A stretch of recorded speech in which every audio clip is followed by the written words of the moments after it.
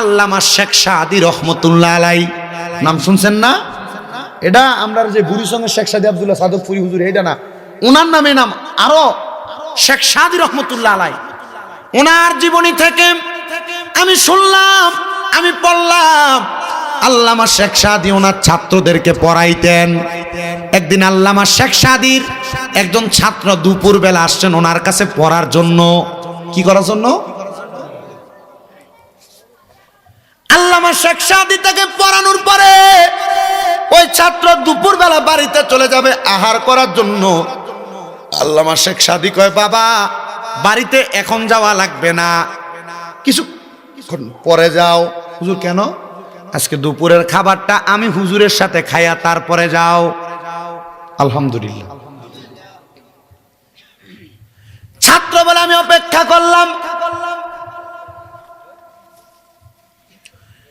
কিছুক্ষণ পর আমার উস্তাদ ঘরের মধ্যে যাইয়া আল্লামা শেখ সাদি ঘরের মধ্য থেকে বের হওয়ার আগ পর্যন্ত আমি শুনলাম আল্লামা শেখ সাদি যে ওনার স্ত্রীকে বলতেছেন, স্বামী স্ত্রী খাবার কি রেডি করেছ? আমার ছাত্রকে নিয়ে আমি আহার করব। স্ত্রী উত্তর দিচ্ছে, হে স্বামী, কি খাবার রেডি করব? রান্না করার জন্য লাকড়ির ব্যবস্থা নাই। কি?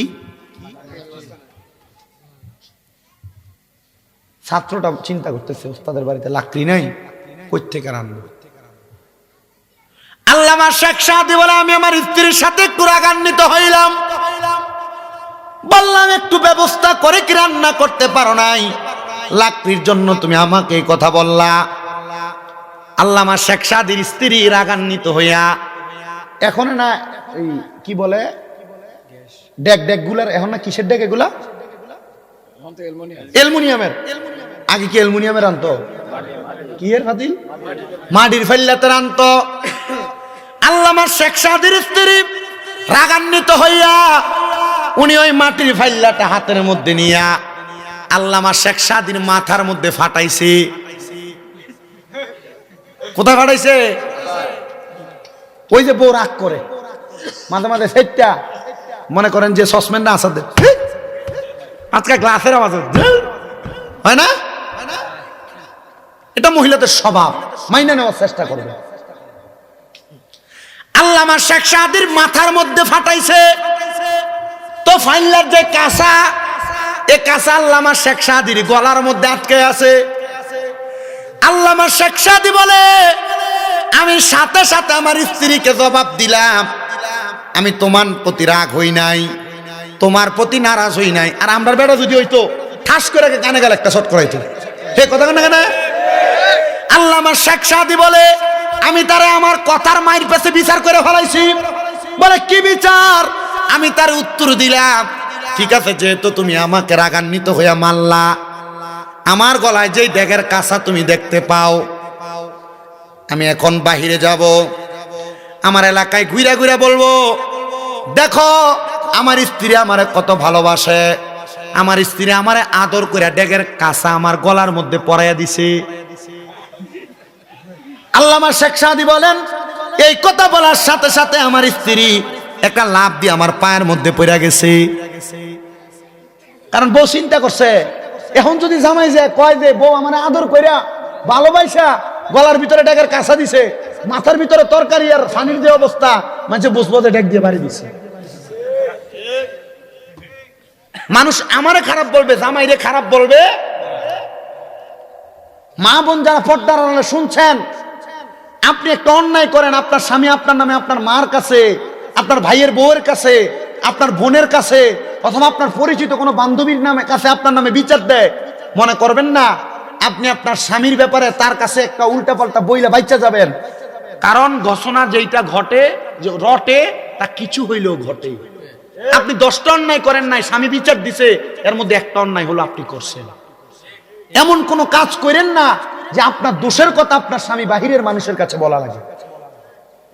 আজকের ওয়াজ তরিকতপন্থী আশেকরার কাছে গরম মনে হইতেছে না, তবে এটা পারিবারিক জীবন, এটা কাজে লাগবে ইনশাল্লাহ। এই ওয়াজ দিয়া সংসার সুন্দর হবে। আল্লামা শেখ সাদির স্ত্রী কদম ধরে বললেন, ও স্বামী, আল্লাহর রাস্তায় আমারে মাফ করে দেন, আল্লামা শেখ সাদির স্ত্রী মাপ চাওয়ার পর আল্লামা শেখ সাদি বলে, আমি আমার গলা থেকে ওই ডেকের কাঁচাটা খুলে ফেললাম, আমার শরীর পরিষ্কার করলাম, কইরা আমি বাহিরে আসছি, দেখলাম আমার ছাত্র বই খাতা সব গোছায়া কয়, হুজুর আমি যাইগা। যাইতে কি লেগা? হুজুর যে আওয়াজ আমি শুনছি, যে কথা আমি শুনছি, খানা এখনো রান্না হয় নাই। হুজুর আমি খামু দূরের কথা, আপনার পাতে আপনার পেটে আপনার রিজিকে খানা আছে কিনা সন্দেহ আছে। হুজুর আমি চলে যাই, আপনি আমার অনুমতি দেন। হুজুর বলে, বাবা একটু অপেক্ষা করো, আমি জঙ্গল থেকে একটু লাকড়ি নিয়ে আসি। ছাত্রকে, হুজুর লাকড়ি লেগে পরে যাই। হুজুর আপনি যত বড় আলেম, প্রখ্যাত জগৎ বিখ্যাত মানুষ, যে আপনি চাইলে তো আরেকটা বিয়ে করতে পারেন। হুজুর উত্তর দিছে, দুইটা শয়তান ফালতে পারি না, আরেকটা শয়তান ফালমু। উত্তর কি দিছে? হুজুর এটার মানে বুঝলাম না। মানে আল্লাহ তাআলা একজন নারীকে প্ররোচনা দেওয়ার জন্য, ওই যে শয়তান ওয়াদা করছিল আল্লাহ আপনার বান্দার আমি পথভ্রষ্ট করব, তখন শয়তান পুরুষের কাছে যদিও একটা একটা করে গেছে, কিন্তু প্রত্যেক নারীর ভাগে দুইটা করে গেছে। এজন্য মা বোনেরা, স্বামী কোনো কথা বললেই ফট করে চেতে যাবেন না, রাগান্বিত হয়ে যাবেন না। স্বামী কোনো কথা বললে হঠাৎ করে উগ্র হয়ে যাবেন না, কারণ আপনার সাথে দুইটা শয়তান আপনাকে পথভ্রষ্ট করার চেষ্টা করতেছে। আপনি হঠাৎ করে যে কোনো কাজ করে ফেললে পরে মাপ চাইলেও কাজ হবে না, কারণ স্বামীর মনে কষ্ট দিয়া কোনো মহিলা জান্নাতে যাইতে পারবে না। নবীজি বলছেন, কোন স্ত্রী মারা যাওয়ার পর কোন স্বামী যদি বলে হ্যাঁ আমার স্ত্রী ভালো, আল্লাহ তাআলা তার অন্য হিসাব বাদ দিয়ে স্বামীর ভালোর কারণে তাকে জান্নাতে দিবে। আবার কোন স্বামী মারা যাওয়ার পর কোন স্ত্রী যদি বলে আমার স্বামী ভালো, তাহলে ওই স্বামীর দুনিয়ার জীবনের হিসাব বাদ দিয়ে স্ত্রীর কথার কারণে আল্লাহ ওই স্বামীকে জান্নাত দিবে। তা আপনি আপনার বউ থেকে ভালো কিছু আশা করলে আপনি আপনার বউয়ের সাথে ভালো ব্যবহার করবেন, সুন্দর আচরণ করবেন। মা বোনেরা, স্বামীর কাছ থেকে ভালো কিছু আশা করলে স্বামীর সঙ্গে ভালো ব্যবহার করবেন। আল্লামা শেখ সাদির আরেকটু কথা বাকি। আল্লামা শেখ সাদির পাওয়ারটা কেমন ছিল দেখেন। উনি বলে, আমি আমার স্ত্রীর কাছ থেকে বাইর হয়ে ছাত্রের জবাব দেওয়াতে ছাত্র বলছে, হুজুর বুঝছি, অপেক্ষা করতেছি যান জঙ্গলে। আল্লামা শেখ সাদি বলেন, আমি জঙ্গলে গেলাম কাঠ কাটার জন্য।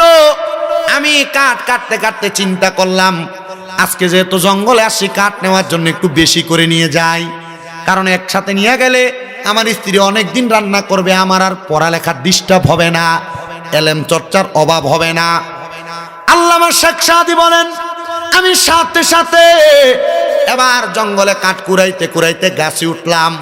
অনেক শুকনা লাকড়ি আমি ভাঙ্গা নিচে ফালাইলাম, কিন্তু আমি তাকায়া দেখলাম অনেক কাঠ এই জায়গায় পড়ে আছে, কিন্তু একটা ভাগ আমার কাঠগুলার কাছে ঘোরাফেরা করতেছে। কি ঘুরতেছে?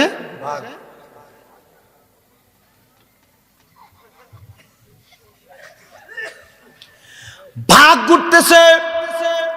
আল্লামা শেখ সাদি বলে, আমি দেখলাম ওই ভাগটা আমি আল্লামা শেখ সাদিকে আক্রমণ করার জন্য একটু আড়ালে যেয়ে বসছে। আমি নামছি, নামার সাথে সাথে আমি আমার লাকড়িগুলাকে একসাথে করার পর দেখলাম অনেকগুলা লাকড়ি, আমার পক্ষে একা নেওয়া সম্ভব। উনি বলেন, আমি আবার ডাক দিলাম, ও জংলার ভাগ, আয় আমার সামনে আয়। লাকড়িগুলা বহন করার জন্য আমার কাছে আর কোনো সহযোগী করার মতো মানুষ নাই, একটু কষ্ট করে আমার লাকড়িগুলো আমার বাড়ি পর্যন্ত পৌঁছায়া দিবা। আল্লামা শেখ সাদি এমন পাওয়ারফুল ছিলেন, এমন কন্ট্রোলওয়ালা ছিলেন, বাঘের পিঠের মধ্যে লাকড়ি চড়াইয়া চড়াইয়া বাড়ির মধ্যে নিয়ে গেছেন। ছাত্র বাহির হয়ে এমন অবস্থা দেখা কয়, হুজুর বাঘডারে কন্ট্রোল করতে পারলেন, কিন্তু নিজের বউডারে কন্ট্রোল করতে পারলেন না। আল্লামা শেখ সাদি কয়, হ্যাঁ নবীজি তো এই জন্য বলেছেন তোমরা তোমাদের স্ত্রীটাকে কন্ট্রোল করার চেষ্টা করবা, তবে পারবা না, কারণ এদের সঙ্গে ওয়াসওয়াসা দেওয়ার জন্য দুইটা শয়তান আছে। এখন বেড়ায় কন্ট্রোল করবা কেমনে? তোমার বউ তোমার কথা শুনবো কেমনে? তুমি দি তোমার বউরে দিয়া সুদের টাকা চালাও বহুলা। এখন আর বেড়া সুদ খায় না, বেড়ি খায়।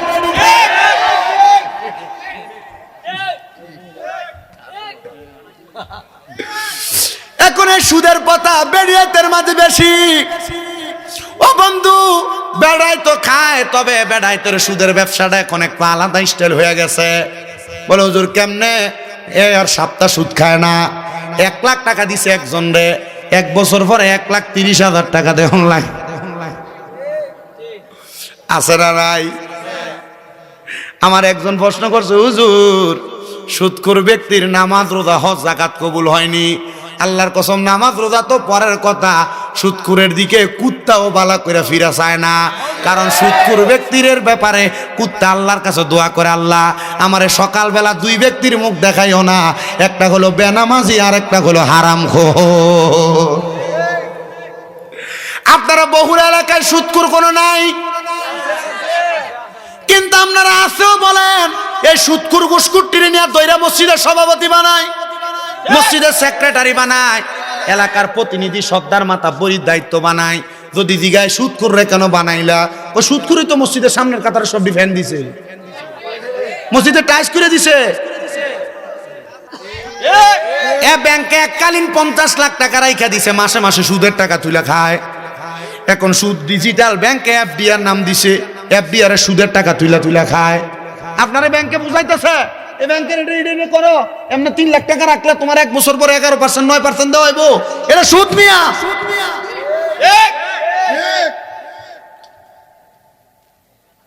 এফডিআর আরেকটা কি না আছে, ফিক্সড ডিপোজিট। হারাম না? এমনি খায় না রে,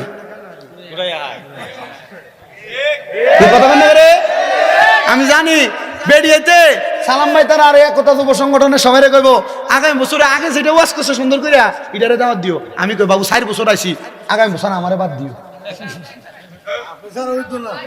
আল্লাহ কবুল করো, আমিন কন। মাহফিল করন লাগতো না, আপনারা যদি সব বছর এনালনটা আরেক জায়গা করতাম। আমি যদি জানতাম 10:30 মাইক আরেকটা মাহফিল ধরে নিতাম, বাদশা করে চলে নিতাম। তো যেই কথা বলতেছিলাম, মা বোনদেরকে দিয়ে সুদের কারবার করাই, সুদখোরের নামাজ, সুদখোরের রোজা, সুদখোরের হজ, সুদখোরের যাকাত, দান সদকা, কোনো কিছু আল্লাহর কাছে কবুল হয় না। এবার এরা যা করুক আর না করুক কোনো লাভ হবে না। ও মুসলমান, ও নবীর উম্মতের দল, মা বোন যারা পর্দার অন্তরালে সুদের টাকা খাও, আর আপনারা পুরুষ মানুষ যারা সুদে টাকা লাগান, আপনারা সাবধান। এই সুদের টাকা আপনি খাইতেছেন কেন? এটারও একটা কারণ আছে। আপনার বউ চাহিদা বেশি পূরণ করতে পারতেছেন না, বেশি টাকার দরকার, সুদে টাকা লাগাইতেছেন। ওই সন্তান আপনাকে কবরের মধ্যে বাবা বলে পরিচয় দিবে না। যেই সন্তানের খাওন খোরাকের জন্য আপনি সুদের টাকা খান, ওই স্ত্রী আপনারা জামাই বলে পরিচয় দিবে না। যে স্ত্রীর জন্য আপনি সুদের টাকা খাওয়াইয়া স্ত্রীরে ভালো বানাইলেন, দামি ঘর বানাইলেন, আপনার মা বাবা আপনারও পরিচয় দিবে না। ও সন্তান, কোন মা বাবার জন্য, কোন স্ত্রীর জন্য, কোন সন্তানের জন্য হারাম টাকা খাইলা? এখনই পরিত্যাগ করো। মুরগির গোশত মাছ দিয়া ভাত খাওয়া লাগবে না। প্রয়োজনে ভাতের মধ্যে পানি ডইল্লা, লবণ ডইল্লা খাইবা, কাঁচামরিচ ডইল্লা খাইবা, শুকনা মরিচ ডইল্লা খাইবা, তবুও হারাম টাকা খাইও না। অনেকে মনে করে শুকুরের গোশত খাওয়া হারাম। আল্লাহর কসম, সুদের টাকা দিয়া খাসির গোশত, গরুর গোশত, দেশি মুরগার গোশত কিনা খাওয়া হারাম।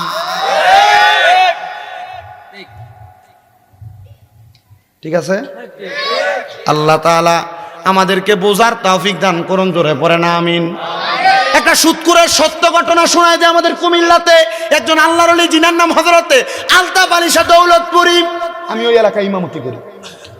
উনি ছিলেন একটু মজ্জুব টাইপের, অনেক অবস্থা ছিল। উনি শীত গরম সব সময় কাঁথা গায়ে দিয়া একটা পুকুরের পাড়ে শুয়ে থাকতেন। তো ওনার এলাকার মানুষ বলে, হুজুর আমরা নামাজ পড়ার জন্য এলাকার মধ্যে কোনো জায়গা নাই, হুজুর আপনি যদি অনুমতি দেন আমরা একটা নামাজের জন্য মসজিদ বানাইতাম। হুজুর বলছে, ভালো কথা, মসজিদ বানাইবা। কারণ যারা একটা মসজিদ বানায় আল্লাহ তার জন্য কি বানায়? জান্নাতে একটা ঘর বানায়। বাবা মসজিদ বানাও, তবে আব্বা সাবধান। হুজুর বলে, বাবা মসজিদ যে বানাইবা পুরো হারাম করে টাকা মসজিদে লাগাইও না।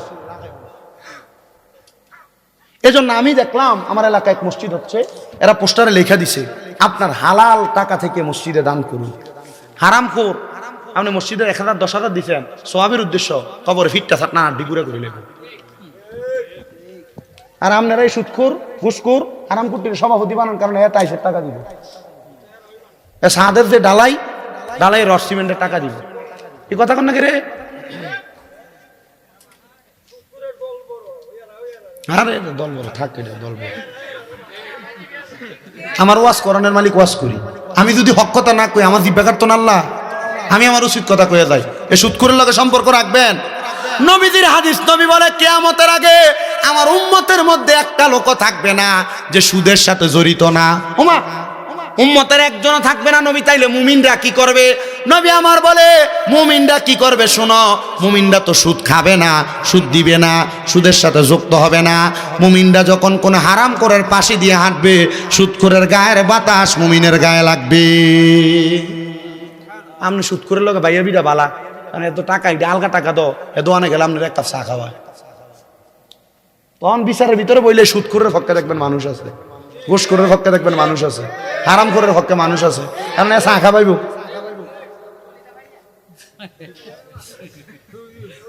তলে দিয়ে ফাইলা। ও মুসলমান, আল্লাহর ওলি কয় বাবা সাবধান, মসজিদের মধ্যে কোনো হারামখোরের টাকা লাগাইস না। কার টাকা? হারামখোরের টাকা লাগাইস না। এবার এলাকার মসজিদ নির্মাণ হয়ে গেছে, অল্প কিছুদিন কাজটা বন্ধ।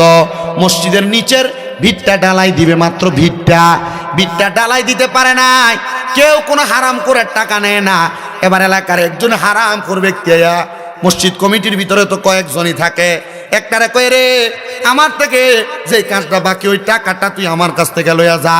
বলে কারণ কি? বলে কারণ হইল আমি তোরে দিতে চাই। বলে তুমি তো হারাম খাও, সুদ খাও, পরের হক মেরা খাও, তুমি টাকা দিও না, তোমার টাকা নেওয়া নিষেধ। হয়তো আমার টাকা নেই, তবে নামটা কইস না। বলে কইস একজন গোপনে দান করে দিছে। উনি বলেন হ্যাঁ আমি গোপনে গোপনে তার থেকে একটু টাকা নিয়েছিলাম, এটা হারাম টাকা। নেওয়ার কারণে মসজিদ নির্মাণ করলাম, জুমার দিন মসজিদ উদ্বোধন হবে। হুজুর রে বললাম, হুজুর ও মজ্জুব আল্লাহর ওলি হযরত আলতাফ আলী শাহ, আপনি আমার সঙ্গে আসেন, মসজিদটার উদ্বোধন করবে।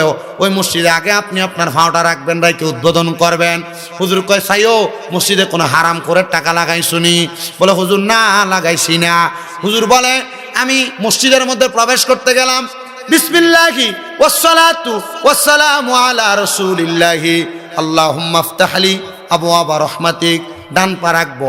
মসজিদে ঢুকার 4 সুন্নত, প্রথম বিসমিল্লাহ বলা, দ্বিতীয়ত দুরূদ শরীফ পড়া, তৃতীয়ত দোয়া পড়া, 4 নাম্বার কদম রাখা ডান পা, 1 নাম্বার বিসমিল্লাহ পড়া, 2 নাম্বার দুরূদ শরীফ পড়া, 3 নাম্বার আল্লাহুম্মা ইফতাহলি আবওয়াবা রাহমাতিক পড়া, 4 নাম্বার ডান পা দিয়ে প্রবেশ করা।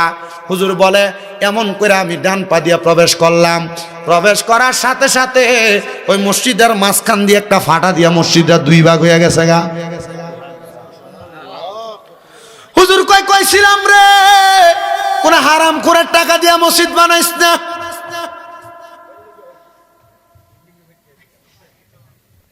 মসজিদে নামাজ পড়েন, শান্তি লাগে না? লাগবো কেমনে? মসজিদের ছাদরা ঢালাই দেওয়ার সময় তো রডটি দিছিল সুদ করে। মসজিদে নামাজ পড়েন, শান্তি লাগে না? এসি আছে, ভাল লাগে না নামাজ পড়বার লেগা? মসজিদের এসি দিছে সুদ করে। মসজিদে নামাজ পড়েন, ভালো লাগে না? ফ্যান চলতেছে তবুও গায়ের মধ্যে কেমন জানি একটা গরম গরম ভাব লাগে। পাঙ্কাটি তো দিছে হারাম করে। মসজিদে নামাজ পড়েন, ভালো লাগে না? ইমাম সাহেব যত সুন্দর করে কেরাত পড়ুক, ভাল লাগে না? আরে বেটা, ইমাম সাহেবের খানা দিয়া রাখছো সুদখোরের ঘরে। আর যদি খানা সুদখোরের ঘরে না খাই, ইমামের চাকরিই নাই। আহা, আমি বড় বাচ্চা খাওয়ার চেষ্টা করি, বাচ্চা। কিন্তু ভাই সাহেব, আমি জানি না আল্লাহ আমার দোয়া কবুল করবনি। ইমাম হওয়ার কারণে কত মানুষের ঘরে খানা খায়, কিন্তু আমি দেখছি যদি অজান্তে কোনো হারাম করে ঘরে খানা খায়, আমার ফেটে অসুখ হয়ে থাকা, এটা আমার ফেটে অসময় না। কারণ আমি জানি আমি আমার জানা মতে কোনোদিন কারোর 1 টাকা আমি মাইরা খাই নাই, মিথ্যা বইলা খাই নাই, কোনো মানুষের টাকা আমি না বইলা বহন করি নাই। এটা আমার স্বভাব। আমার কাছে কেউ 1 টাকা পাওনা থাকুক এমন ভাবে আমি চলি না। আমার সঙ্গে কারো লেনদেন হবে, সে আমার প্রতি নারাজ হবে এমনও আমি করি না। কেন? কারণ অন্য কোনো কিছু না। কারণ হলে আমি চিন্তা করি কারোর সাথে আমার 1 টাকা লেনদেন যদি সে আমার কাছে পাওনা থাকে, অথবা তার হারাম কোনো টাকা আমার পেটে ঢুকে, তাহলে আমার পেটের মধ্যে অসুখ হইব, কবরে আল্লাহ আমারে কি লাইব। মনে আছে না গত বছর এক মাহফিল কমিটি দাওয়াত দিয়ে গেছিল কোনা হোসেনপুর? আল্লাহর কসম আমার জীবনে মাহফিল কমিটি দেখছি এটির মতো বেশরম মাহফিল কমিটি আমি আর দেখছি না। এনে আমার হাতে মা দিরা দাওয়াত দিয়ে গেল না, এলাকাত যাও না, আমার কাছে মনে হয়েছে এলাকাত কোনো খামলাইছে, বুঝছো? এই লাখাই না, মনে আছে না না, লাখাই মানুষ বালা, সব মানুষ না, ওই হোসেনপুরের ফলা হয় না কথা কইছি। আল্লাহ, আমি কইছি আল্লাহ যাক, আমি আলেম একজন বিয়ার যদি হয়েছি, আল্লাহ কোনো আলেম ওই জায়গায় বিয়ার যদি করাই না, কোনো আলেম রে করাই না। তা আমি একবার শুনছিলাম মাওলানা ওলিউল্লাহ আশিকি হুজুর ওই এদিকে ঢুকলে টাকাটা আগে নিক যা, তখন পরে চিন্তা করলাম টিয়াটা কি রে আগে নিক যা, এই খাচ্ছদের কারণে, বুঝছেন, এমন খাইছদের কারণে। আলহামদুলিল্লাহ, আল্লাহ যেন আমাদেরকে কবুল করে, আমিন পড়েন। হারাম খাওয়া যাবে, পরের হক খাওয়া যাবে, পরের হকের প্রতি লোভ করা যাবে, সুদ খাওয়া যাবে,